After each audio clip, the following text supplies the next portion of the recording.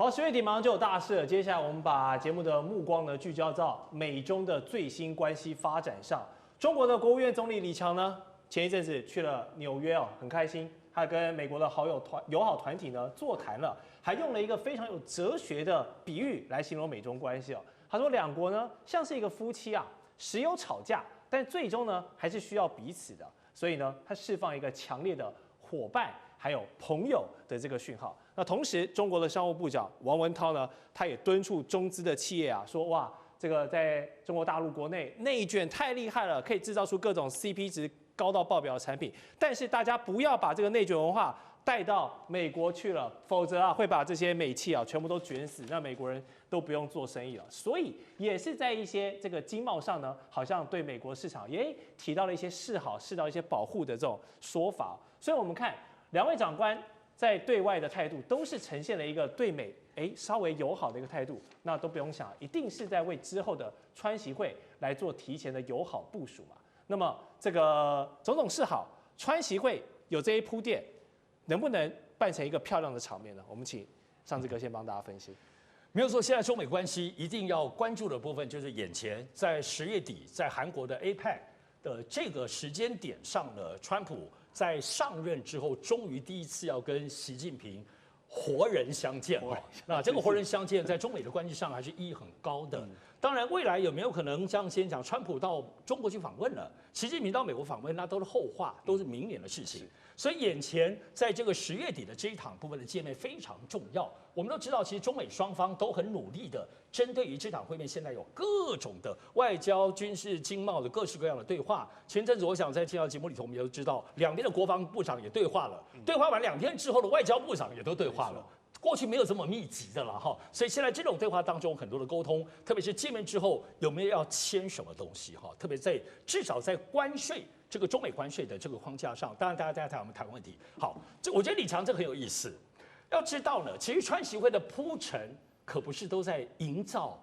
舒服的环境。对，在前几天我们都感受到中美两国为了川习会，大家恶意螺旋又丢出来了。那么在美国方面很清楚，包括 AIT 突然丢出一个台湾未地论，这是有点莫名其妙哦。然后另外除此之外，也包括整个在美国商务部当中出现了23个黑名单又丢出来了。中国大陆也没有给好柿子，马上就调查辉达，把辉达作为反倾销，直接打入谷底，不买辉达的晶片了。还有，就我私下知道的部分是，在这段几个月当中，美国军事跟民间当中提出2000起以上的稀土的申请，中国大陆一件都没批。所以也都大家还是在狠话哦，在这谈判当中的筹码，尤其川普很爱这样的，川普自己也在讲，哟，你们这个大家要你们欧洲国家大家一起把中国的关税提高到100%，逼迫中国不要在乌克兰战争再帮助俄罗斯，所以这些都是恶意哎。那可是恶意可以喊话堆叠，但善意还得要用人出来讲，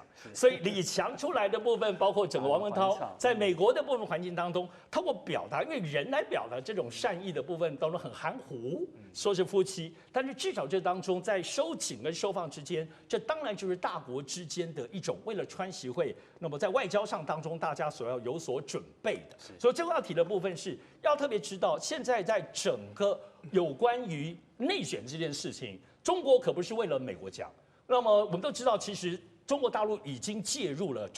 已经介入内卷了，主要就是在新能源。我想这当中就比亚迪，比亚迪过去一直要降价把其他的电动车都快搞死，比亚迪自己快搞死了，它的股价从之前的130块。现在已经跌到107块了，已经跌破3成了哈，所以包括它这个获利的状况非常不好。虽然它卖的已经超过了特斯拉，所以这种内卷本身对于比亚迪，包括整个中国大陆新能源市场，现在出现了危机。所以中国大陆的已经官方介入，不准比亚迪降价这件事情，未来是不是包括 AI、包括机器人等等，也会同样的避免内卷本身影响到中国跟尤其在中美的科技竞争的这个对抗。那么讲的好话是不要影响美国市场，实质的意思是不要失去中国在中美科技对抗之下中国自己的优势。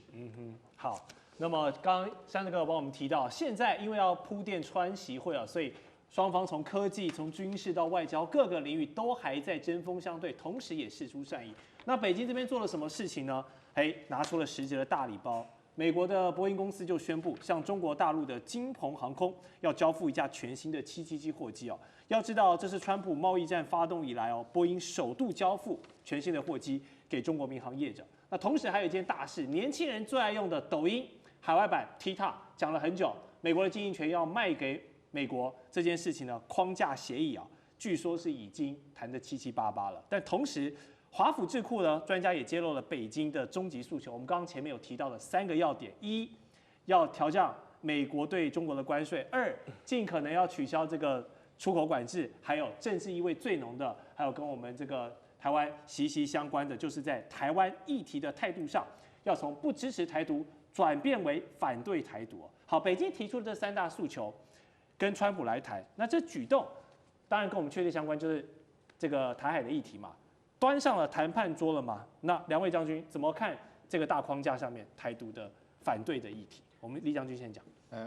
我先试问一下，我们台湾在川普心目中的地位是什么？我们有什么这个筹码？有什么这个成本？我们可以跟美国来讲，对，好像我觉得有2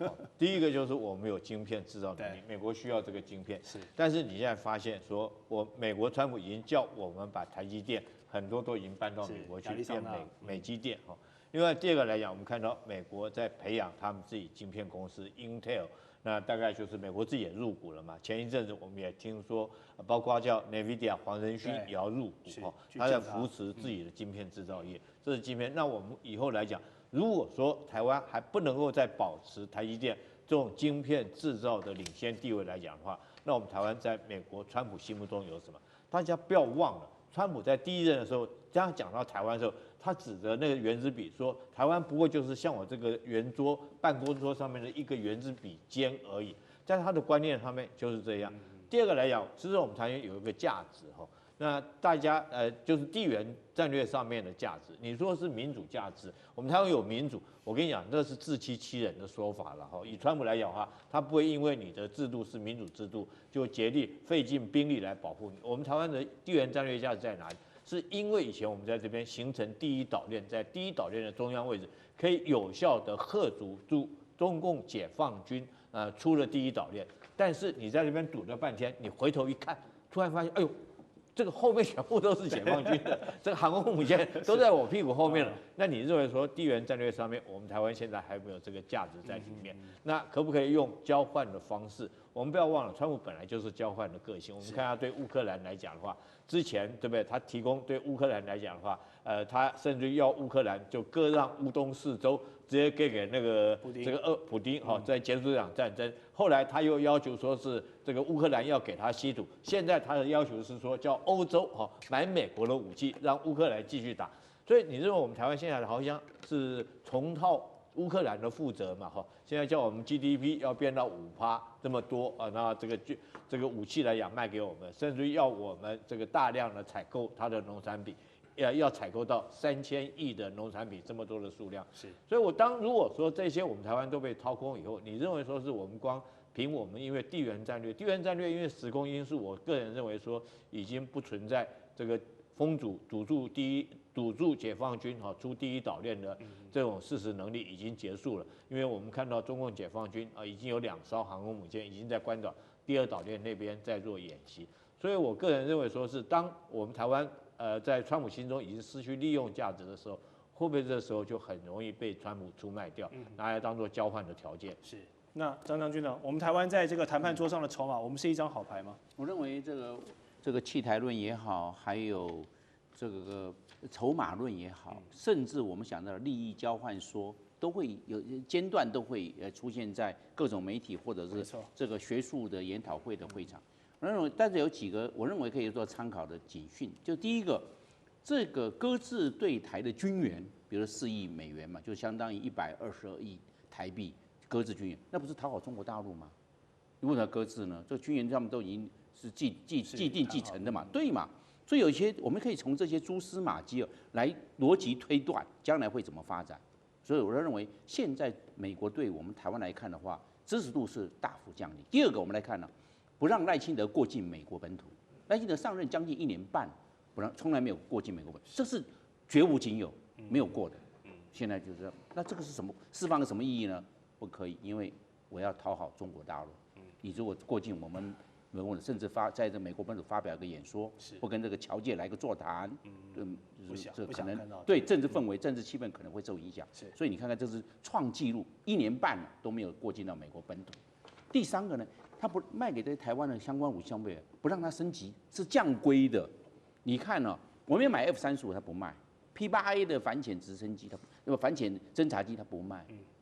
那空中加油机我们也提出了不卖，甚至E-2D能够宁可16可以宁可16来进行一些配套，这个我们讲到了有种系统化的演练。对，美国也不卖 E-2D， 后来也打回去了。这都是美国可以赚钱的、我们向你买啊，我们出钱啊，但是他不要。你看这些猫腻啊，这些跟我们的这些降级降等下来的，是累积起来哈。你为的是什么？我们给你钱赚呢，我们也愿意花大钱掏银子给你啊。但是他不要，你就知道有些猫腻。最后一个我认为关税问题，关税给韩国15%，给日本15%，给我们20%，我们20+N 到现在也还叠加嘞，对，20+N 总会这个样，大家都不是同一个，我们大概跟日本、韩国大概是同一个经济的这种水准嘛，结果对我们台湾不利嘛，你这个大家一起15吧，也好看呐。换句话说，我认为这个是里面有一些猫腻，有些增厚在里面是不妙的。那在联合国上面这些你不管 WHO 就是世界卫生组织啊 ，WHA 世界卫生组织联会，你还这么 ICAO 就是国际民航组织都不让台湾参与，美国帮我们讲话啊，他都不说，他都每次就是我们不要讲他装聋作哑。就是他在这方面是很消极、比较被动，行政组织还有联合国大会等等都不提，所以我呢认为在这一方面，我认为这个赖政府在这么要有所警觉，要判断要稍微精准，这些不能视同